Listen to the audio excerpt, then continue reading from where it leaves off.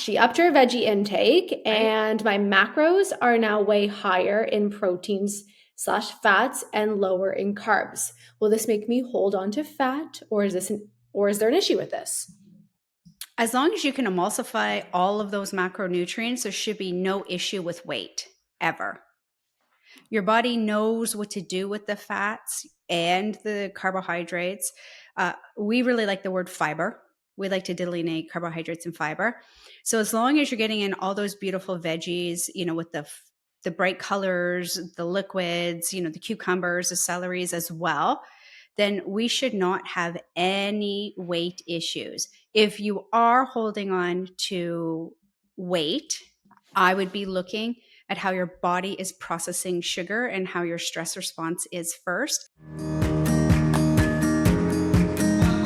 Welcome to the Clear Skin Chronicles, the podcast that takes you on a journey to uncover the secrets of achieving glowing, acne-free skin. We believe that knowledge is power, and by understanding the root causes of your acne, we can create a solid foundation for long-lasting clear skin. I'm Katie Stewart, registered holistic nutritionist and founder of the Clear Skin Solution, where we help women just like you get to the root cause of their acne. And I'm Chris Brown, registered holistic nutritionist and program director in the Clear Skin Solution. Through functional testing, we pinpoint where the body system imbalances lie so we can dive deep into your acne clearing journey. We work virtually with clients to clear up their skin from the inside out and have helped thousands of women worldwide regain their confidence.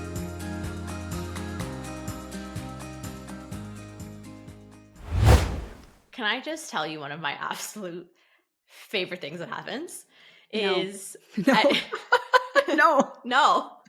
I absolutely love when we have new clients coming in and they're like, oh my God, we love the podcast so much. You and Chris are great. And oh my God, Chris, you're so smart, and all of these compliments. And Chris just turns like as red as a tomato because she's so embarrassed.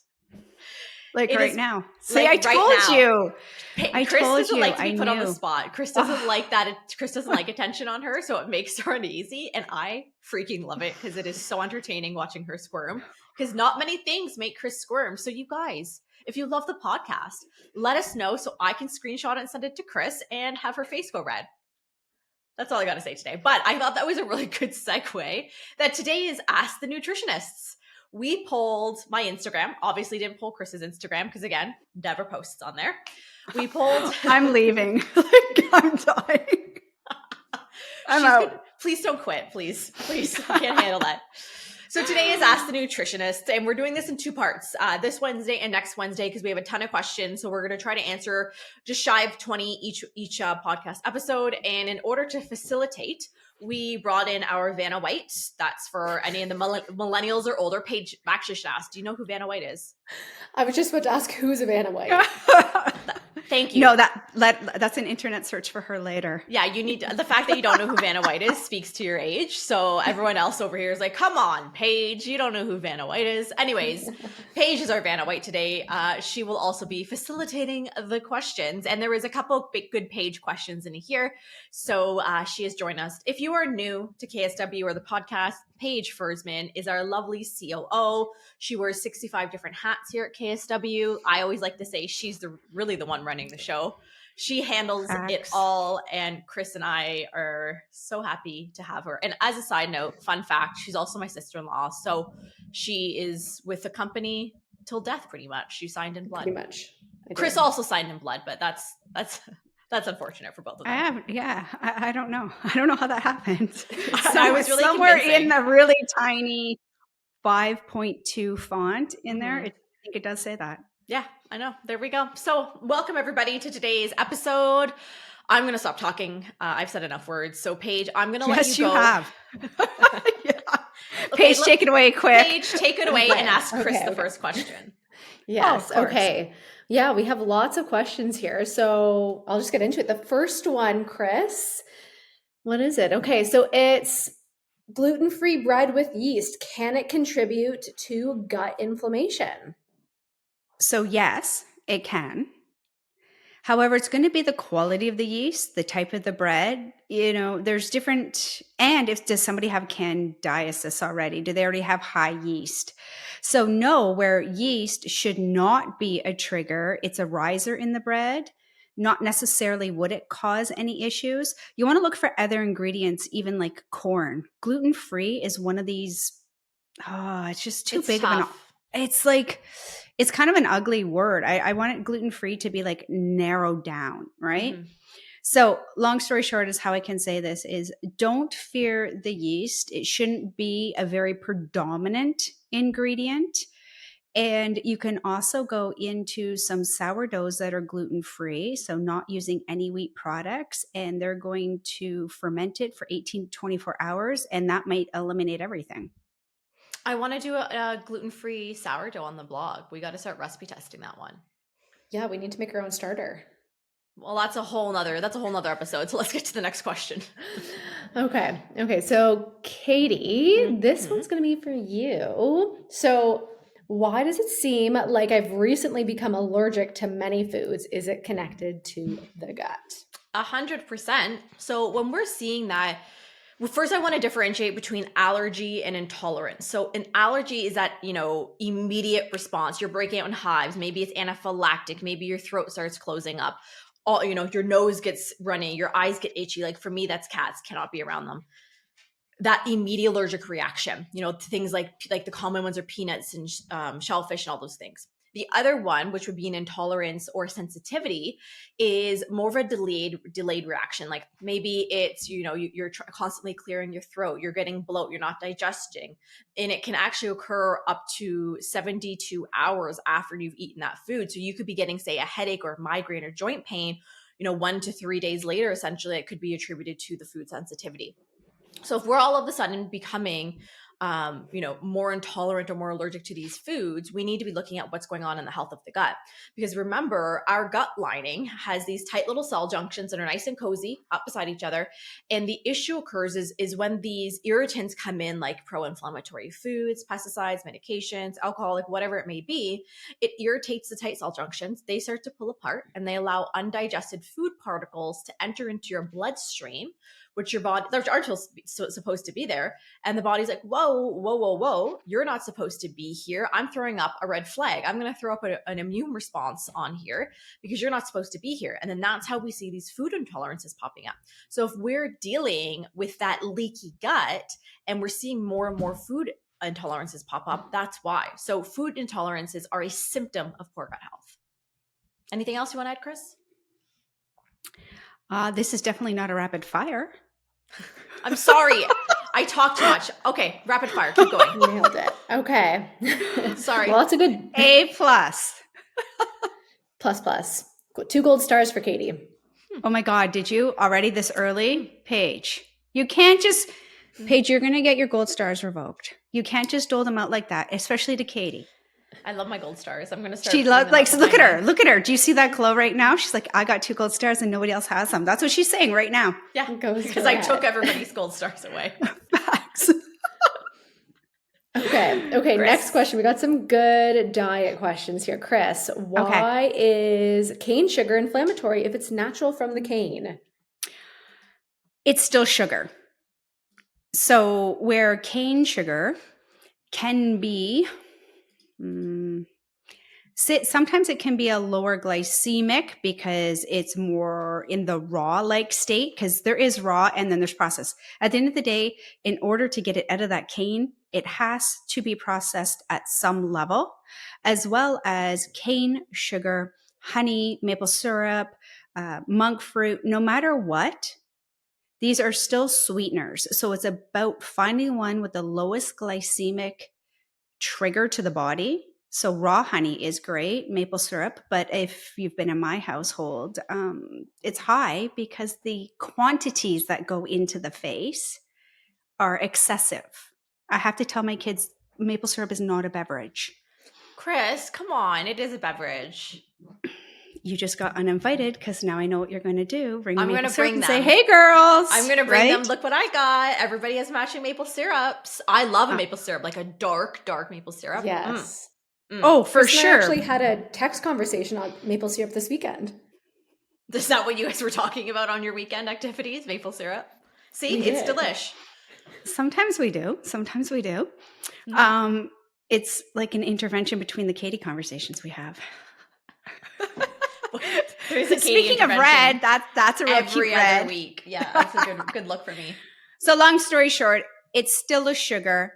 It's still from a natural cane. It's still processed. And depending on where your inflammatory reaction is happening, definitely the gut, definitely is at blood sugar glucose stability. This is going to drive, it's going to cause the body a little bit disharmony. And then boom, that's a catastrophic breakdown of everything. It's my final answer. Chris is way more succinct with her answers than I am. I'll try to tighten it up, I promise. Okay, well, next one for you, Katie. Okay, this is actually a good one for mom. So she has to wake up at 6 a.m. and can't have a full breakfast until 10. What do we eat in between? Well, I happen to be a mom, and this is my specialty because mornings are so hectic. So what I always recommend is if you could make something the night before.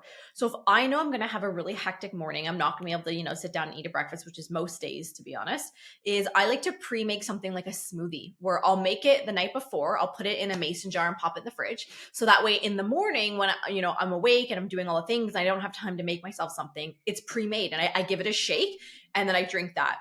Other options, if you're not a smoothie fan, you could be doing like a chia seed pudding. We have a recipe for that on the blog. I'll do a chia seed pudding with some coconut milk because that gives you the protein and the healthy fats. And then sometimes in the morning, I'll put like a scoop of like the chia seed jam or like a scoop of like say like nut butters on it, nut butter, just to add the different flavors. Some people like to do like an overnight oats with like a rolled oat and adding like the fruit or the nut and seeds to it, just so we're slowing down the carbohydrates of the oatmeal. Anything you could make the night before and then just quickly warm up and drink out of a jar or eat out of a jar would be ideal. Mm-hmm.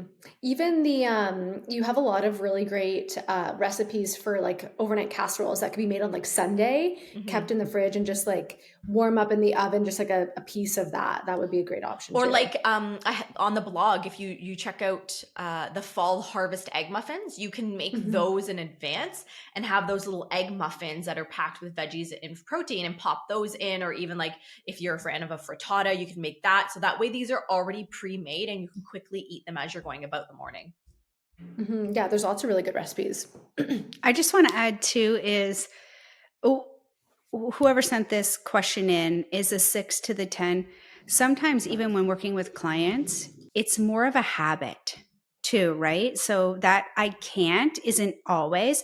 If it is a true I can't, and sometimes, like we have nurses and they're like, okay, I'm up, I'm out, I'm on the floor, I can't control what's coming in. Granted. However, I would like whomever has the same pattern, go back, start journaling for a couple of days as to what is filling that time. And, systematically we can put it in our head. It's this and this and this. However, usually we can find little caveats in there to start introducing foods. Mm-hmm, mm-hmm. Even time blocking, like I time block my whole entire day, like put in the lunch, put in the breakfast break. And that way it's in your schedule that's the time you sit down and have the breakfast. I do that too. And then I just catch up on reports. That's a no? That's not good? Okay. No, you got it. You got to have it, Chris. Okay.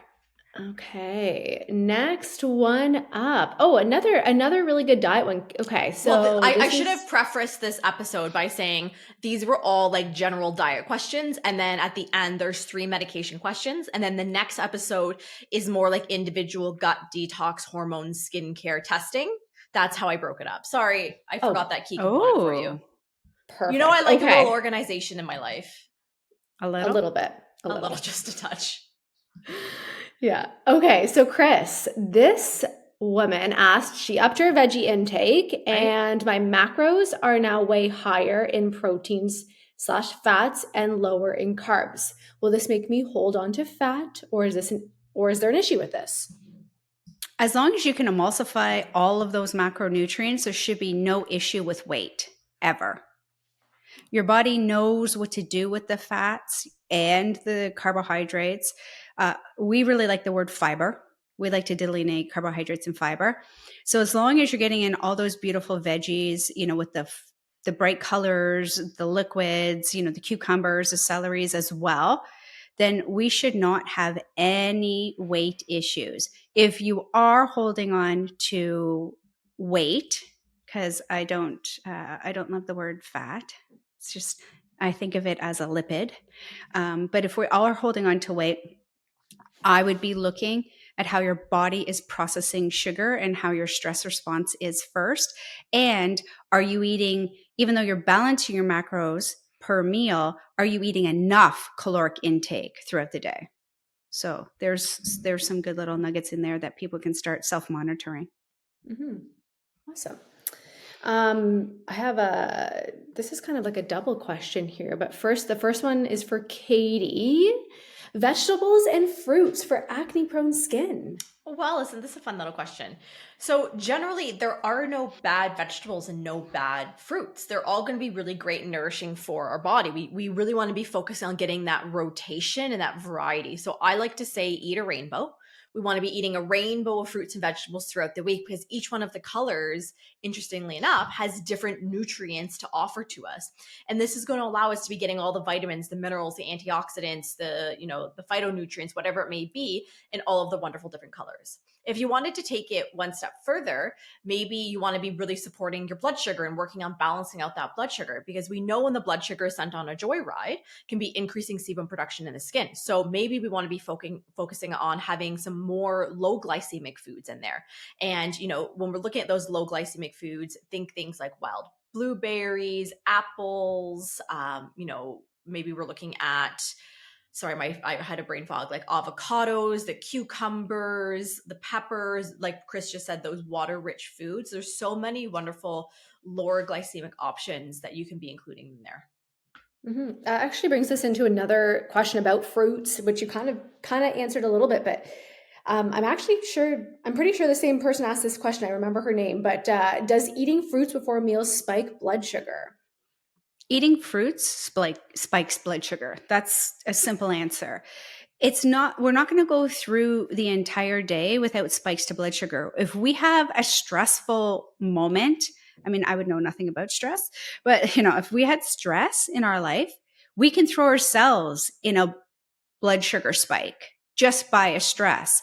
So I would really like people to understand that fruits are full of fiber. They help prebiotics to the beneficial bacteria in the body. They help bulk matter. They have water. And in fact, they're in the right composite in order for your body to use them. The liver uses them for part of the detoxification. So it's not about fearing the fruits and spiking the blood sugar. We can add it with a fat and slow that down.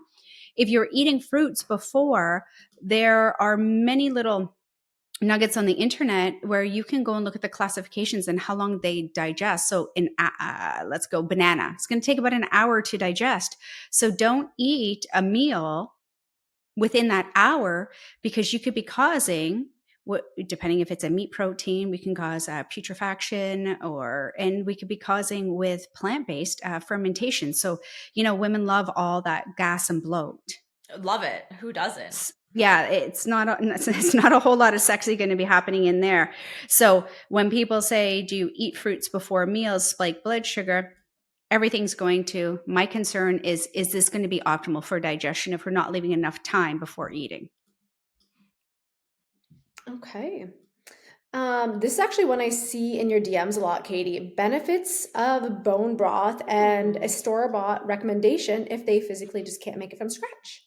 So I love me a little bone broth because it's really great for your gut health. It's really helpful helping to seal that leaky gut, repair the those microscopic holes in the gut lining to help improve your gut health, right? Helps reduce that leaky gut. And it's really because it's a great source of amino acids that work as the building blocks of protein, and they really help to repair the tissue in the gut lining. And I love making homemade bone broth. I am a bit of a bone broth snob because I haven't personally been able to find a store-bought recommendation that I like. So Chris, do you have any store-bought brands that you found that you like that you could recommend? When I'm in a pinch, Organica, it's Canadian. The powder. Or Dr. Joshua Axe. Ancient Nutrition. I haven't tried his yet, but I've heard good things about Dr. Axe's. Right. I haven't checked to see, you know, what kind of composite it is, as in like, is there heavy metals? But when it's grass fed, we're usually on a better, not just organic, but grass pasture fed cow. And that's kind of where I would go. Any additional benefits you wanted to add in there?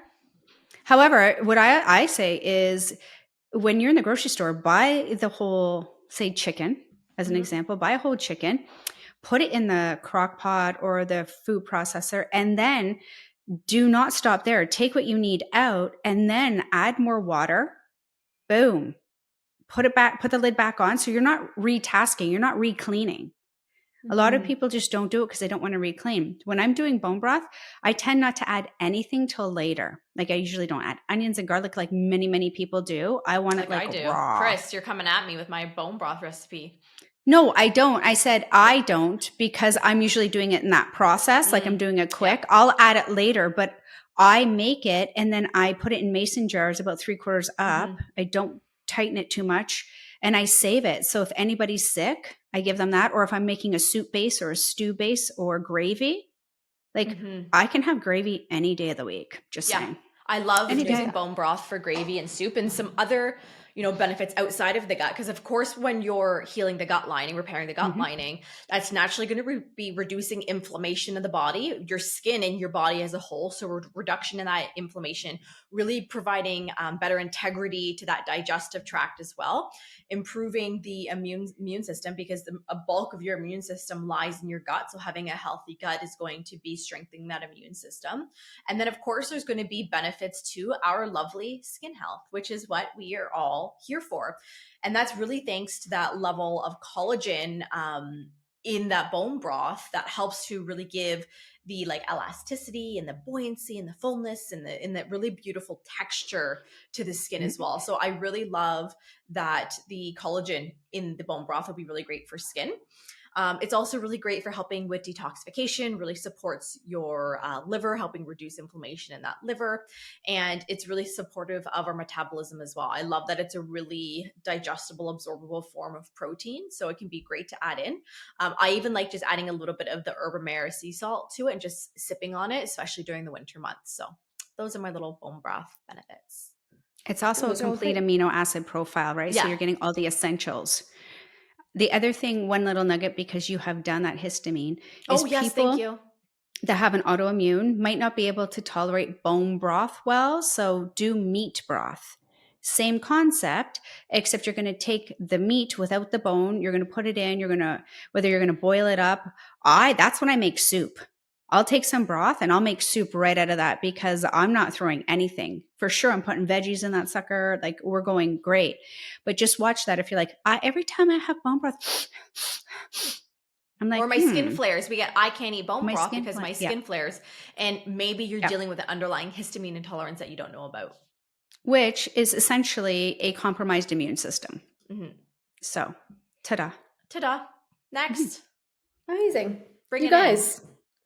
Okay, Chris, for you, why does non-organic food contribute to bloating?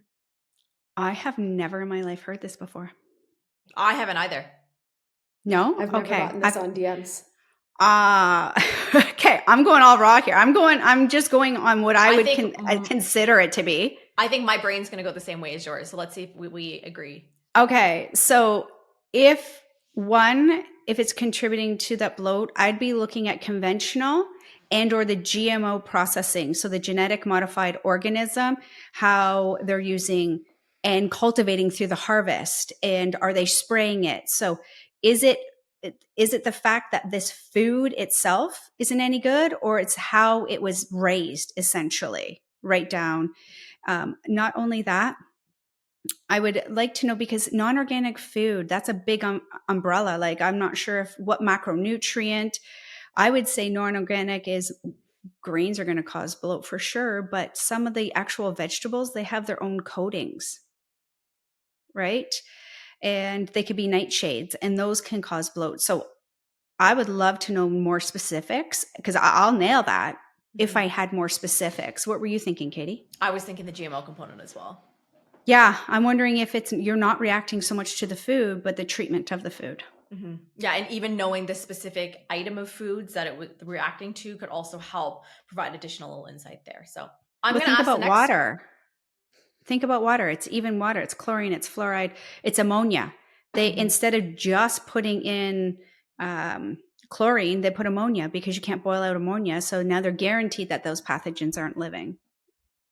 Mm-hmm. All right, I'm asking the next question because it's for Paige. Oh, okay. I'm making Paige answer this.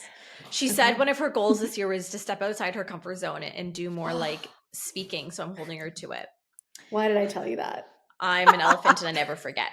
That's how it is. So I asking this question to Paige because Paige was plant-based vegan for years. And I remember the specific day when Paige became vegan because there was an egg incident that grossed her out. And then that was the turning point for her. So Paige, how long were you vegan for? Like 7 years, 6 years?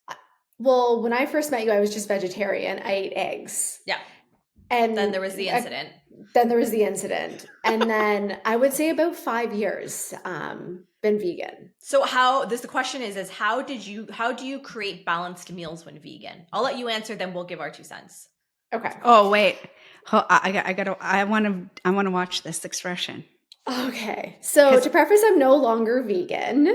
I do eat and consume animal-based products sometimes, a couple times a week, I'd say. So the question itself to create balanced meals as a vegan, same as you would as an omnivore, right? You're going to be looking for that protein, fiber, fat on your plate. But I'll say I did it wrong for many, many years. I did it in a really unhealthy form. And actually, when Katie was talking about the collagen question, I was thinking about how my skin was back then to where it is actually today. Because I've probably the last year I've been eating animal products. But the biggest thing with a balanced meal for a vegan is that you want to get that protein, right? Because a lot of vegans just eat a whole bunch of vegetables, a whole bunch of raw vegetables, or pasta. Like they just eat pasta. A lot of fiber, a lot of carbs, and just like filling up on all those things, which they're feeling full, they're feeling satiated, but they're missing out on all the protein. So a big thing for a vegan diet would be really focusing on that protein, right? So you guys can bring your 2 cents in here because I know there's soy-based products for the most part. You really want to be careful of not buying those like store-bought burgers. You could be making your own black bean burgers, sweet potato black bean, and that's your protein, or chickpeas. But then of course there's the soy of the tempeh and the tofu, which I did enjoy and I still enjoy from time to time. It's different for everyone. Everyone's body is different, and you guys can bring in whatever you want in the soy base there. But having that amount of protein that you need on your plate is super, super important. And then your fiber, your fat, and your vegetables and all of that would be like a balanced plate. But me personally, I did it wrong for many years, felt very malnourished, tired, exhausted. My skin was a disaster during that time for the most part, even though I didn't have active breakouts. It was not how it is today. And when Katie was talking about the collagen, I implemented collagen about a year and a half ago, I'd say. And it was a big step for me. Like even just that powdery white collagen, I was like, ick. But now I think about like how like my skin is so like plump, and it just feels just so much nicer than it was even when it was clear before. Like it just has had a drastic change. So I think everyone's diet is different, of course, and everyone's views are different, and you do what's best for you. But if you are a vegan looking to have that balanced meal, like really focusing on that protein and not so much on the vegetables and all the carbs. Chris is dying to jump in. I know. Let's hear it, Chris. I already know. No, it's true. I just see, like you said, malnourished. The HTMA comes in. I'm looking at low strontium, calcium, magnesium right off the bat. I'm like, how are we eating? Because I want to know where we getting that protein from. Yeah. Are we calorically deprived? Are we pushing through it? Are we burning through it? Why are we burning through it? Are we fasting, not fasting? This is all going to play a role in it. If you're going to be vegan, be a darn good, well-educated vegan. I've met one in all of my time. And in fact, I taught her. It wasn't Paige. It was not Paige. I taught her at the CSNN, and I would quiz, and she even said, it has taken me years to get here. Mm-hmm. And that's the thing, is really making sure you're getting your protein, right? So that'll be coming from lentils, legumes, beans, like those are chickpeas, red lentils, black beans, kidney beans, having has all of the B vitamins. Yeah. The like quinoa is going to have protein. You're going to have nuts and seeds. You'll be getting a little bit of protein in there. And then things like if you do consume organic soil, always recommend organic if you do, because they're heavily sprayed for pesticides and genetically modified. A tempeh, anything like those things are going to be increasing your protein. Now, I also hear, Chris, on the same, because I know someone's going to ask this question, so I'm going to throw it in, is how do I get to that 70 to 100 grams of protein per day while eating vegan and not gaining a ton of weight because it's all heavy carbs? You're going to refine the way your protein, fat, and fiber probably looks like, right? If you have digestive issues, the other thing is you need to have a complete protein. So those legumes aren't going to give you protein alone. We need to bring in that grain in order to complete it. But maybe it's pairing, it's food combining. So I see what you're saying. However, it takes, let me put it into perspective, for one, I want to say 4-ounce chicken breast is about 4 cups of lentils to equal the same amount of protein. And it's still not complete in all of the amino acid profiles that we need. Right. So being aware of the different amino acids in the different proteins and making sure you're getting a variety of them will be really, really critical as well. And maybe you could be offsetting those, carb heavy proteins with some of the lower glycemic, lower carb vegetables, like the leafy greens and the cucumbers and the zucchinis and those things, instead of always reaching for like a white potato or a sweet potato or something like that. And being vegan, your main energy burn is going to be glucose. Legumes, right? Always look at the composite of it. Legumes are at least 70% carbohydrates. So when you want to use them as a protein, it's not a protein. Animal protein is how much protein? 100%. There's no carbohydrates. So we know it's a protein. So always go and look at the macronutrient breakdown to say, oh, okay, well, this is 60% carbohydrates. Well, then treat it as a carbohydrate, and then find the matchy match, like those puzzle games you used to do when you're looking for the hat. No, dating myself. Okay. That's before computers. So, hey, I was alive before computers, not Paige, but no. We just talked about this yesterday. We did. So anyway, so long story short is just do it well, be researched. We're not saying don't do it. I love vegan recipes, but I love to interchange them. I do more vegan in the summer because it's lighter, and I do more animal-based in the winter because it's heavier, because that works for me. Mm-hmm. And I never do soy. Couple days a week that is just plant-based is a good idea as well. Yeah, I rotate in lots of plant-based recipes. Yeah, absolutely. I like all the foods. Yeah. And actually, most of Katie's recipes on her blog can be changed into a fully plant-based recipe. Unless it's like a chicken breast recipe, you're probably, you could put like some tempeh instead of it. But I try to really, when I create recipes, be mindful of the different styles of eaters. So we do have a variety with pescatarian style. We have omnivore, we have vegan, we have paleo. So that way there's something for everybody. And I try to make it so you can interchange different ingredients. Mm-hmm. All right, next up. Okay, Chris, I'm going to give you this one. So tips on what to do if dairy was accidentally ingested when trying to be dairy-free. I hate getting poisoned. Yeah. I say move on. And I know that sounds like, what? So here's how it's worded: and accidentally ingested when trying to be dairy-free. So it's not talking about a food intolerance. So there's different levels, right? We're not talking about an allergen. So if somebody is going and they're like, oh my gosh, I didn't realize there was dairy because somebody put Parmesan cheese and I was eating at their house, then we move on and we're aware of it and we don't resume with the dairy. If it is a true food intolerances, there's enzymes specifically to help break down the lactase.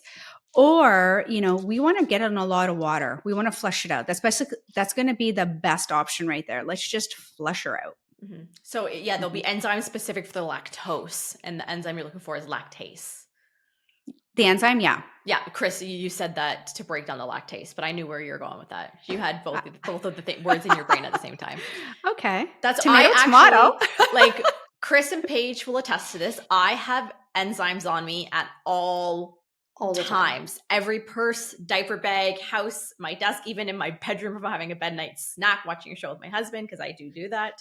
I always have enzymes because my gut is like my weak area. That's one of the things I've struggled with probably from my lifetime of eating all of the foods and partying and all those things. So I actively have to work on my gut quite often. And I do too. I will not leave the house without them. The enzymes are great, and I noticed a massive difference. What's your favorite brand for enzymes? I really I like a multi-complex for me. I like one that has like some oxbile and some, and then obviously the ASEs, so ASEs, so breaking down the macronutrients, and then oxbiles. So my favorites are NFH, Digestive Enzyme, Protocol for Life Balance, enzymes / HCl, New Roots with oxbile. Those are probably going to be my top. Mm-hmm. I like to cycle through them. However, the one you had, remember when we were out and you're like, oh my gosh, okay, you're eating. Do you want enzymes? And I Katie literally pull them out of my purse. She literally pulls them out. Yeah. Kate, I don't even ask. I give them to She's just like a supplement pusher. She's just like, I don't even think she just said, oh, you're eating? Like, okay, here, I've got some enzymes. And she was like, do you want one or two? And I'm like, oh, two. And it was just like an exchange. But it was kind of normal too, because we both do that. But I just thought it was funny. I'm like, I have. And you're like, oh, they're already in my hand. Yeah, okay. I got them out. Like when Paige and I go to family dinners, we don't even have to speak. I literally just pull them out of my purse and I put them in front of her. She takes them and back. Like no words are exchanged because that's how intense we are about our enzymes. I really love the NFH for sure. And one other one that I use quite often is Pure Encapsulations, Digestive Enzymes Ultra or Ultra Digestive Enzymes. One of those. Yeah. That's the one I'll take most often. And they're tiny. So if people have trouble swallowing, it's fantastic. Genestra also has one called Bioenzymes. It tastes like peppermint for people who cannot swallow. Mm-hmm. You're not going to have like betaine, HCl, or hydrochloric acid in there because it's going to burn, but you're going to have bromelain and papin, which is papaya, from in there. So yeah, there's a lot of ways we can get them in. Absolutely. And like my oldest son, Jackson, I always say he's my carbon copy. He has all of my, he's celiac. He has all of my exact seasonal allergies, like you name it. He is a mini me. And our second born is my husband's mini me, no allergies. So even Jackson, I get those smaller ones because they're easy for Jackson to take with his meals. Mm-hmm. All right. Next. Okay. Katie. Oh. Okay. How many grams of protein, fiber, and fats? Protein wise, if we have clients coming in and I would say protein is the macronutrient that we see our clients eating the least of when they start working with us, consistently across the board. And guilty as charged over here. If there's a macronutrient I'm going to forget, I'm not getting enough of it today, it's probably protein. So protein, if we're coming in really low, let's start aiming for 60, 70, 75 grams of protein for the day, right? And then breaking that up in between your meals and your snacks. If we could be getting up to that 80 to 100 grams of protein in a day, amazing. But we don't want to jump from getting 5 grams of protein to 100 because that could be causing some digestive issues. So slow and steady really wins the race with the protein. So if we're looking initially, like I said, this maybe the 60 to 75, and then ideally that 80 to 100 grams per day. And again, this will be adjusted. If we have our clients that, work out really heavy, lift weights, those types of situations, we may be increasing their protein intake for the day. Next up would be, so this question they asked for fiber and carbs. We generally like to look at fiber instead of carbs because carbs get that bad connotation because you think of the refined carbohydrates, the potato chips, the cookies, the cakes and the muffins. So we like to look at fiber. These will be your fiber-rich foods. So these are things like your nuts, your seeds, your quinoa, even avocado, raspberries, fruits and vegetables naturally have fiber in them as well. So we like to be looking at about 35 to 45 grams of fiber per day. So then again, break that out between how many meals you eat and snacks. Then the last one would be fats. And this is the answer Paige started to try and ruin for me. So my answer for fats is, generally speaking, I'm not looking at a gram amount. I generally like to look at a percentage. So no more than 30% of healthy fats in your diet each day. And the healthy fats would be things like, again, avocados, nuts, seeds, coconut products, like a coconut milk, anything like that would be considered under the fat umbrella. Okay. Chris, you want anything there? No, I'm good. Oh, It's warm out. It's warm out today, and I'm starting to do a meltdown. You see this like nice red here? That's not because I embarrassed you and singled you out at the beginning. It started with that, and now it won't go down. So I'm just letting you know. If someone's like, "Oh, who's Santa in the corner?" Yeah, it's me. Who's Santa in the corner? Yeah, that's me. Thanks. All right, next up. Okay. This is okay. If you mess up your diet, Chris, this is for you. If you mess up your diet, eat a whole bag of chips before bed, does your body start from square one? I love this question. I know, because I'm like, I need blinds. Somebody definitely saw this me go down last week in my room, right? I definitely did this recently. No, it does not get you at square one. It's going to depend. Like, are you in a therapeutic protocol? Why are we going for the chips? Like, that's what I want to know. Did you have a stressful period? I was stress eating. If you're asking, I was stress eating. Yeah. Yeah, me too. I was like, that kind of Jackson, doesn't shock go get me, mommy some chips. I was eating like the Ciet or avocado oil ones, but I was like, Jackson, go get downstairs and get mommy a little bowl of chips. Thank you. Need to stress eat. Oh yeah, no. If I'm going if chips are my vice, so this is why you probably gave me. Chips are my vice. They are my downfall. Ruffles and just plain salt because I just love it. Oh, so Chris, look at that. You're going for a straight up ruffle. I was going for the healthy avocado oil Ciet chips. A ruffle is my kryptonite in the summer, camping by the fire. That's my one kryptonite. Okay, I could totally camp with you then. We'd be fighting over that bag of chips. Can I camp? Can I come? No, there's no glamping and camping. Yeah. There's no bathrooms. I think if I came camping with you, she's married to my brother Tim. He wouldn't come. He'd be like, "No, I'm not going. I'm not camping." He would back out last minute. Yeah, I can't go with her. I can't wait to us like we're pitching the tent and everything, and Katie's like, "Hey Frank, can you just go get that bag in the trunk?" And it's like all her skincare. And he's like, where is this going? This like, no. And it's all natural. So we're going to have bears because they're going to think they're getting a feast. Yeah. Well, like our cottage is boat access only. And I bring my Vitamix. I bring my Vitamix with me to the cottage. And Frank's like, can you stop bringing this 50-pound blender with us? I have to pack it. I have to pack it at the boat. We have to bring it across the lake. Then I'm carrying it up the hill just so you can have a smoothie. I'm like, yeah, I am. Is it really? Is that really why, or is it just in case he decides to not behave and he's holding a 50-pound Vitamix and it might just go overboard with him? Whoa. A little bit of an anchor situation is what you're getting at. Here, Frank, hold that. No. What did you say? Frank, he can't go anywhere because he has to carry my Vitamix for me. I always say I'm a strong, independent woman. I don't need a man except to carry my groceries in and open the jars for me. So I need him to carry my Vitamix up the hill. Okay. Well, we have to keep Frank. We like Frank. We vote all the time. Mm-hmm. Anyways, we digressed horribly. The bag of chips question. Now I want chips. Like who did this? Okay, I want to know who did this. I want a name because I'm sending some hate mail. I'm sending hate mail. Derailed the whole podcast by the mention of chips. Okay, go, Chris, answer it. Long story short, no, it doesn't. If you're in a therapeutic protocol, it could. If you're working with somebody, they're going to let you know. I want to know why you're eating those chips and why you're craving them and what you do. And where was your water intake? Because when we are dehydrated, we tend to want more of those chips. So just watch that. Mm-hmm. And if you have extras, just send them to my house. Send them to Chris's. Please. And remember, this is about an 80-20 like 90-10 style approach because it is extremely difficult to be perfect at your diet all of the time. I've met people they're phenomenal, amazing, they're Puritans, they can do it. For me, I generally take like a 90-10, a 95-5 approach where like the other night I felt like having a little bowl of chips, so I had a little bit of a bowl of chips. That was part of that, 10% that I do. So for you, once in a while, you're gonna have that, little bowl of chips. That can be part of your 80-20. There's too many numbers in my brain at once. And just remembering that, like, don't beat yourself up for it. It's okay to have that balance, and that's the balance that you choose to have. And that's how I'm gonna end it.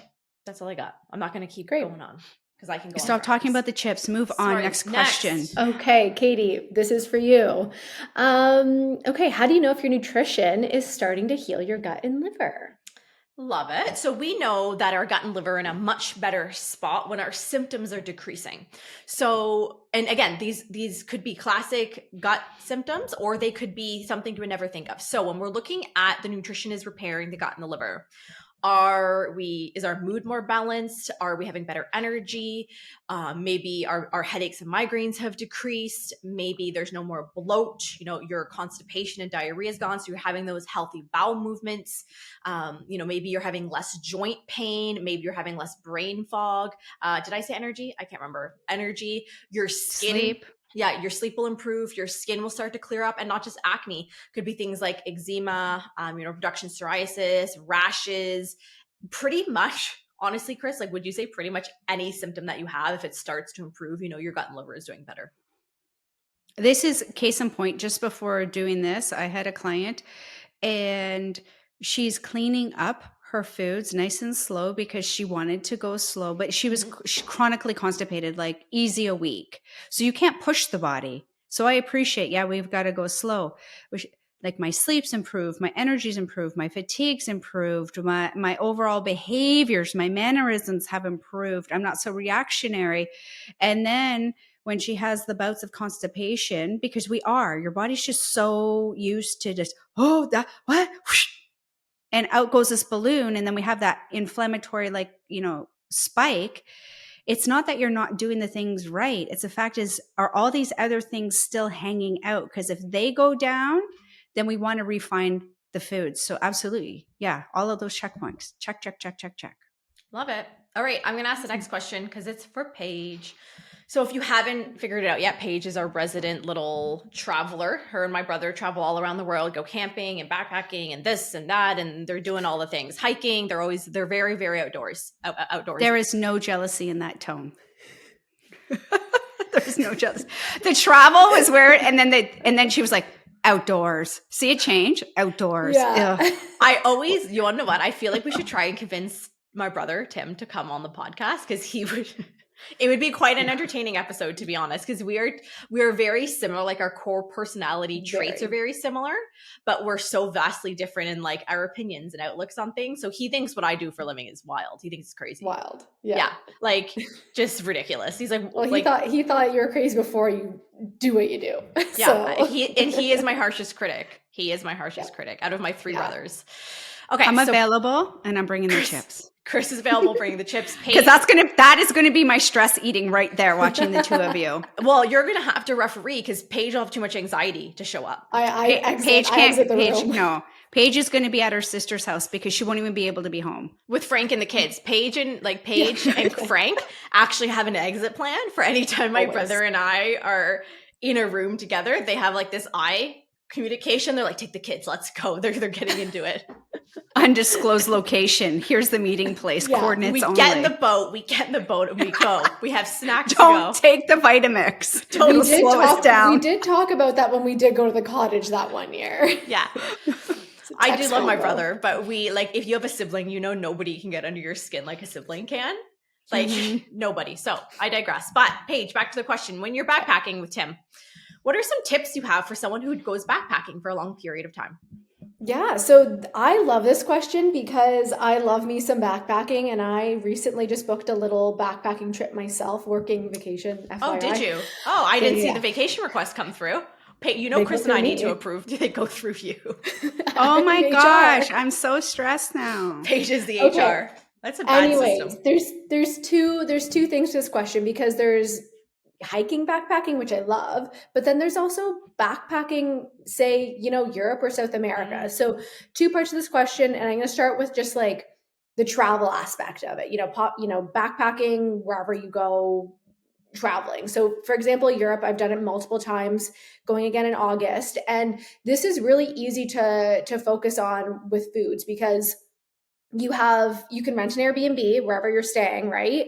And go to the grocery store and get those foods that you can eat and what you would like to eat and bring back to your Airbnb and cook. Tim and I do that quite frequently. It also is budget friendly as well versus constantly going to the restaurants, which there's lots of really great restaurants available in all locations where you can pick a well-balanced, healthy meal. And of course, you have that 80-20 or 90-10, whatever you're doing, to still enjoy whatever that is. I always make sure when I'm traveling, I do enjoy as well. But when you're physically backpacking, traveling in that sense, my big thing is the Airbnb, going to the grocery store, saving the money, but also being able to create a well-balanced meal inside your Airbnb. But then also you can go to some nice restaurants and have the options. I'm pretty sure the person who asked this question is thinking more camping wise, which I love. So I actually came with some notes because she came with notes. I did. I loved this question. You came with notes. This is your stress response, right? You're like, I know wheelhouse. I'm going to sweat through my shirt. I know I'm freaking out. Already. You're okay. She's covered in sweat. Let's keep going. Yeah. Okay. So with camping, this is tough because it's not like you're going to be carrying your fridge inside of your backpack while you're hiking down the trail. Paige, how am I supposed to hike? This is why you don't. That's why you bring. She brings Frank. She brings Frank, and we move on. On his back. Frank carries the bag. Yeah. Okay.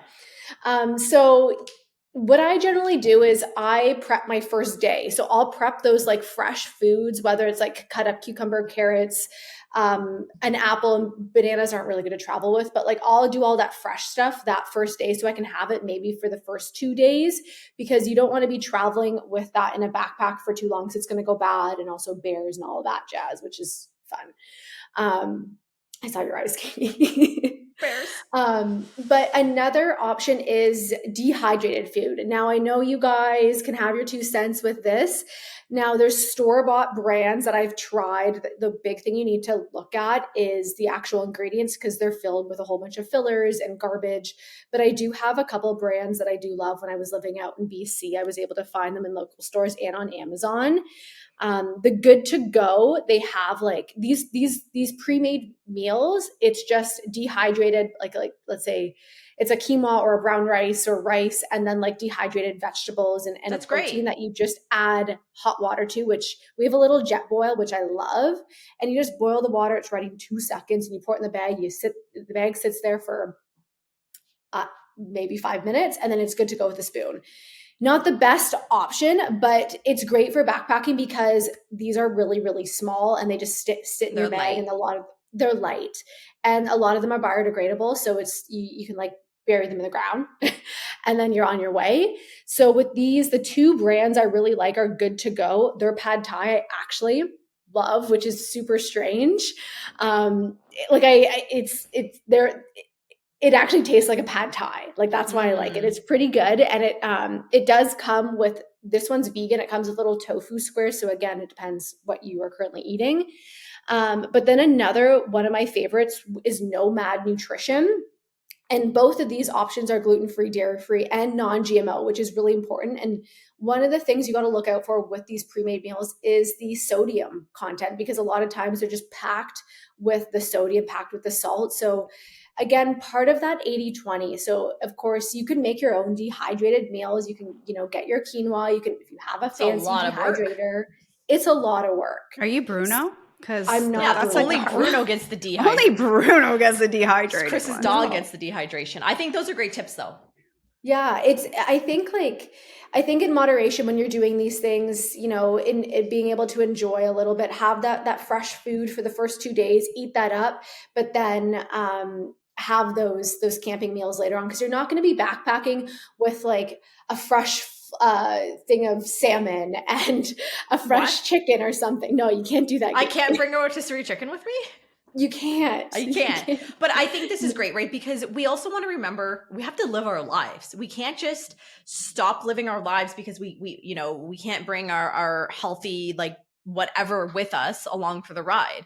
Like if you're somebody that enjoys backpacking and getting out and hiking and camping, like this is where that 80-20 balance comes into play. And something I've really been moving more towards, I'd say in the last few years, is I used to be like a hardcore Puritan where it was like all or nothing, 100% or bust. Like it had to be this way 100%. And it was stressful for me. And I wasn't able to enjoy things as much. So in the last few years, I've been taking that, 90-10, 80-20 approach, which is big for me. And I think, finding that balance of the things that you like to do where you can still prioritize your health, but you can still live your life. Mm-hmm. That's the same with me. Really important. Like when I'm in my house, I do that 80-20, 90-10. But then when I'm traveling, you best believe I'm going to enjoy myself and you have need a to couple eat. things. Like you need to eat when you're traveling. Yeah. And also just enjoying like the culture as well is important. So there's a lot of really great options out there. But all right, those are my tips. Love it. Okay, we've done all of the general nutrition. Now we have 3 medication questions that we'll finish off the episode on. Okay, well, let's get into it. So, Chris, I'm going to shoot you the first one. So, can antidepressants like Zoloft be linked to acne? Yes. That's the hard answer. So, first of all, just the most common types of antidepressants where they're going to be in the SSRI, so the serotonin, and what it's going to do is just it's going to build up that serotonin so that you have that mood stability, that happy. So we're going to have like Prozac, Lexapro, Zoloft. Now, isn't it fair to say that there is no drug without side effects, the end? Whether it's headaches or hair loss or fatigue, where one's going to enhance, the other one can diminish. So if somebody is suffering with, say, anxiety or depression, they may need to take this to relieve the symptoms, along with, because you know how we say even supplementation, along with exercise, along with eating, just so that they can get some mental stability. I always ask people, how long are you going to be on this for? And they're like, oh, I don't know. And that's fine. It's just so that I can understand. Because the longer that we are on it, it can have more dramatic effects on our hormones, cortisol. I mean, and our then, gut. For sure. And it's going to absolutely reflect where, if we already have that path, that's skin, right? So stress, we know stress causes inflammation. I talk about it all the time. And then we can even exacerbate that with eczema. So gut, irritation, inflammation, and redness, poor circulation. So as I look at it, does it cause? You had to have a precondition there for it to exacerbate. Right. And so if you start it and then now you have acne, I'm going to say your gut health is definitely the main focal point we need to start with. Absolutely. Okay. Good one. Next. Okay, Katie, for you, what are the best forms of birth control for acne? Paige, duck. Let me take a breath first. We don't say birth control. There are none. We don't say birth control. We don't say birth control. There are no best forms of birth control for acne, unfortunately. Like the IUD, whether it's hormonal or copper, the pill, the NuvaRing, all of these will have some type of implication into acne. The way it impacts your gut, your liver, your hormones, your minerals, your like whatever it may be, your nutrient up to your nutrient status as well. All of these birth control forms will impact your body in some way, which then again will worsen your acne, unfortunately. And for some people, while they're on the pill, it clears up their skin, but that doesn't mean the issue's gone, because when you come off of it, inevitably your skin flares and your acne is generally worse than it was before. So if you're asking for the best form of birth control, there aren't any when it comes to acne, unfortunately. The best form would be condoms.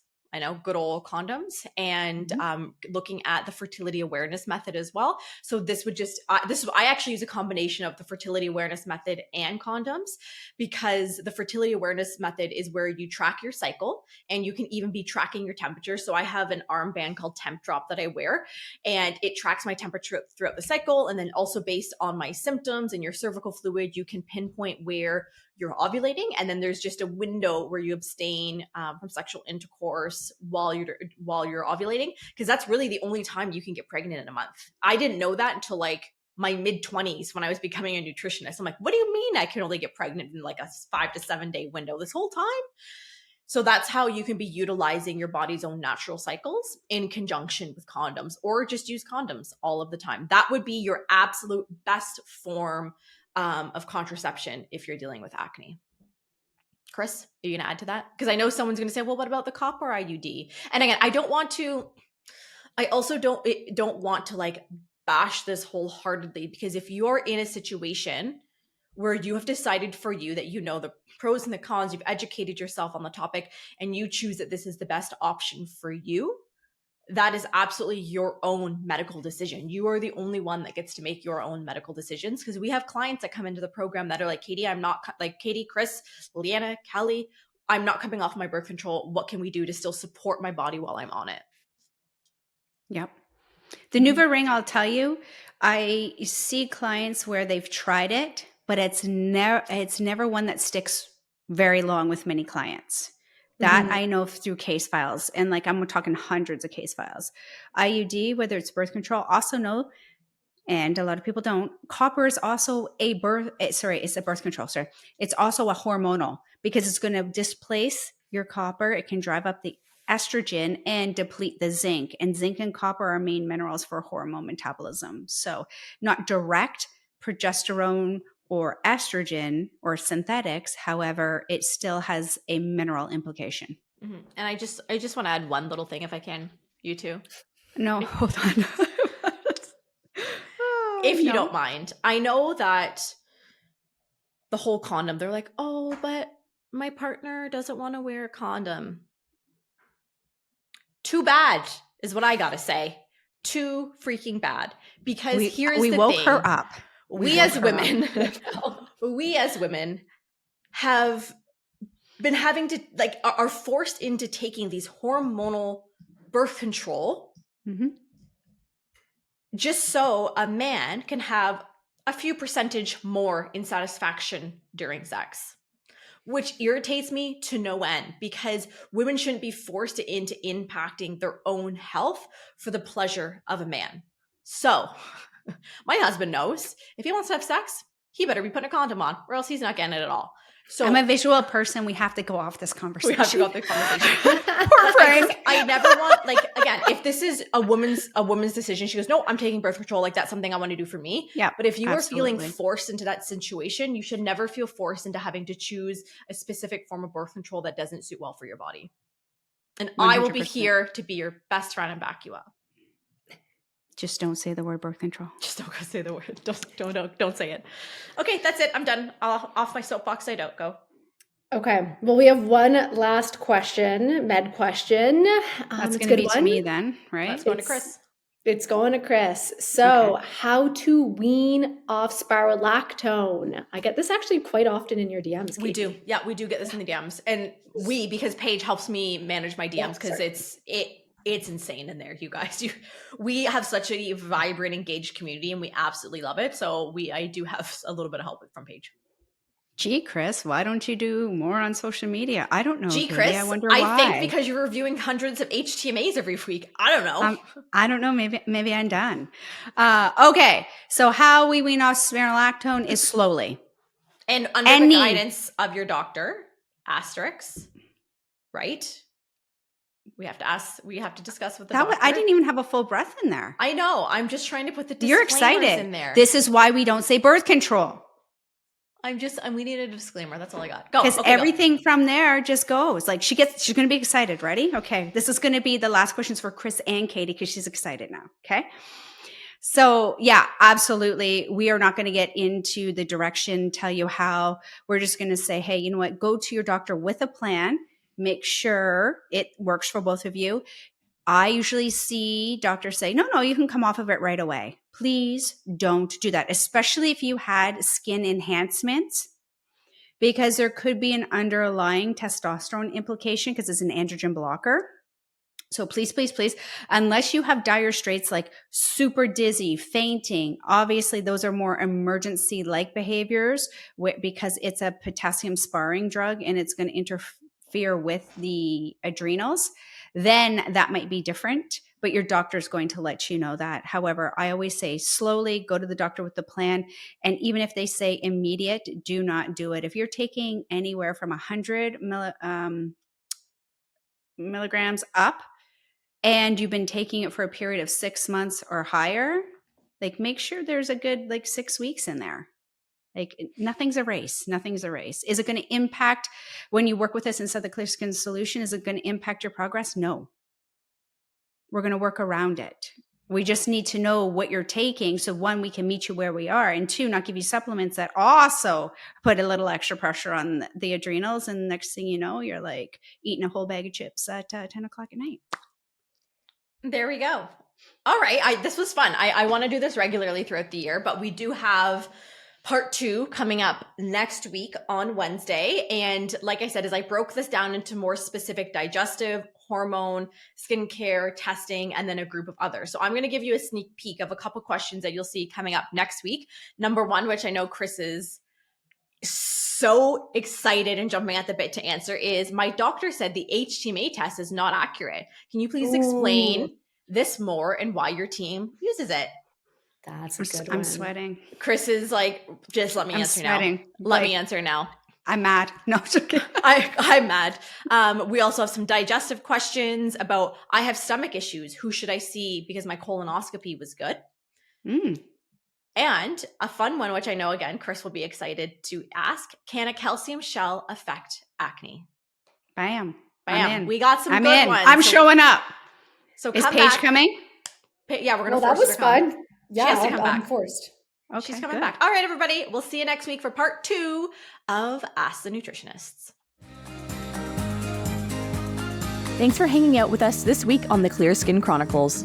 We'll see you next Wednesday with a brand new episode. Remember to subscribe to the show and drop us a review. Sending glowing vibes your way, Katie and Chris.